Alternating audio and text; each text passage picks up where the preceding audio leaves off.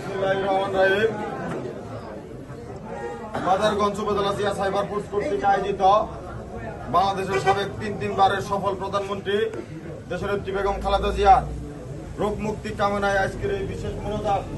আসলে এই মোনাজাতে সম্মানিত সভাপতি আমাদের জিয়া সাইবার ফোর্সের সম্মানিত সভাপতি মাদারগঞ্জ উপজেলার ইফতারেদা, আজকের অনুষ্ঠানের সম্মানিত প্রধান অতিথি জামালপুর জেলা বিএনপির সাবেক সম্মানিত সদস্য, মাদারগঞ্জ উপজেলা বিএনপির সংগ্রামী সাধারণ সম্পাদক, বারংবার কারা নির্যাতিত নেতা, মাদারগঞ্জের সবচেয়ে কারা নির্যাতিত নেতা, আমার শ্রদ্ধাভাজন নেতা জননেতা মিজানুর রহমান রতনাগন্ধ, আজকের অনুষ্ঠানের সম্মানিত অতিথি আলহাজ হাবিজুর রহমান দুলাল কাকা, আব্দুর রহিম বাদশা কাকা।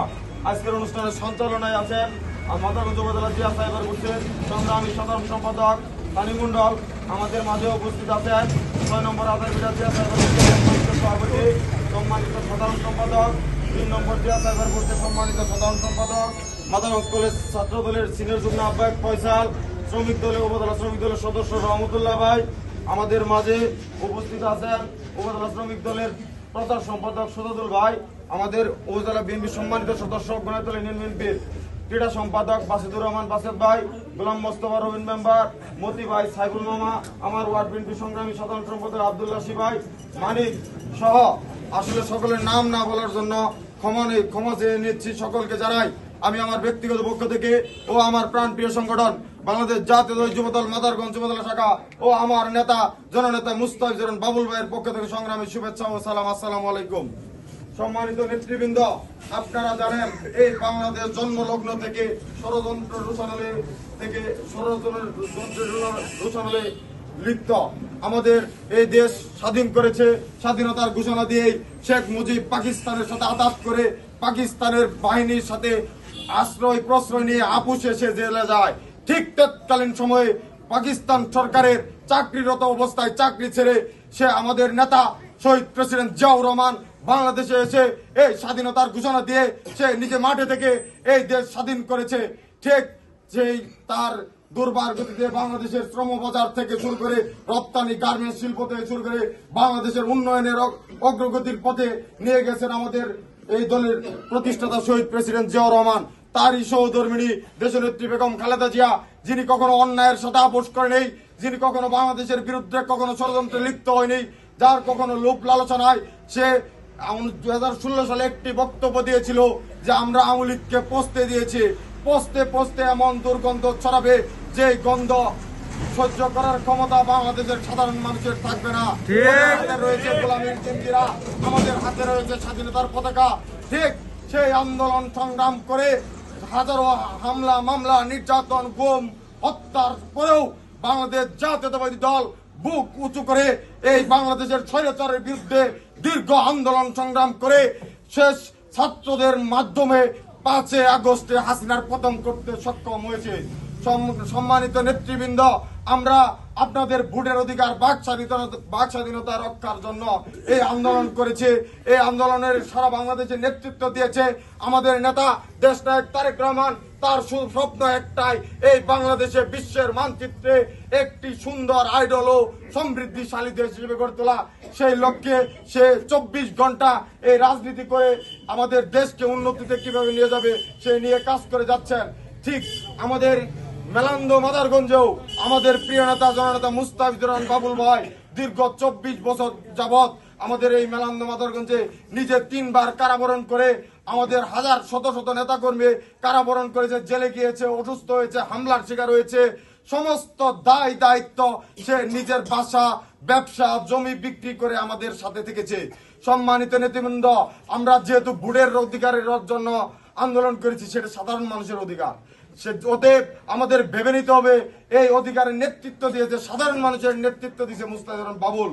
আর আজকে মুস্তাফিজুর বাবুল দানের শীষ নিয়ে এসেছে আপনাদের কাছে ভোট নেওয়ার জন্য। আপনাদের ভোট আওয়ামী লীগের মতো চুরি করে জোর করে ভোট নেবে না, আপনাদেরকে ভোটেই সে এই মেলান্দ মাদারগঞ্জের জনভোট থেকে এমপি নির্বাচিত হয়ে সংসদে যেতে চায় সেই লক্ষ্যে। তবে তার এই ভোটকে বাধাগ্রস্ত করার জন্য, তার এই বিজয়কে বাধাগ্রস্ত করার জন্য রাজাকারের পুত্র খুনি আজম 1991 সাল থেকে এই সংসদীয় আসনে একতরফা ভাবে দখল করে সন্ত্রাস কায়েম করে লুটপাট করে লক্ষ লক্ষ কোটি টাকা লুটপাট করে নিয়ে আজ ভারতে পালিয়ে আছে।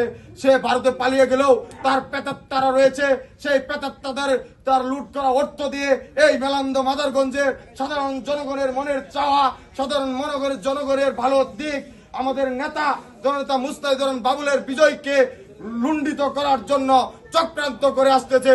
সম্মানিত নেতৃবৃন্দ, আমার এলাকা আমূলি অধিষ্ঠিত এলাকা বলে সবাই বলে, কিন্তু আমি বলি আমার এলাকায় হয়তোবা অতীতে এই সাধারণ মানুষের সিমটম বোঝার জন্য আমাদের জাতীয়তাবাদী দলের প্রতিনিধি ছিল না, যার কারণেই হয়তোবা তাদেরকে বোঝাতে সক্ষম হয় নাই।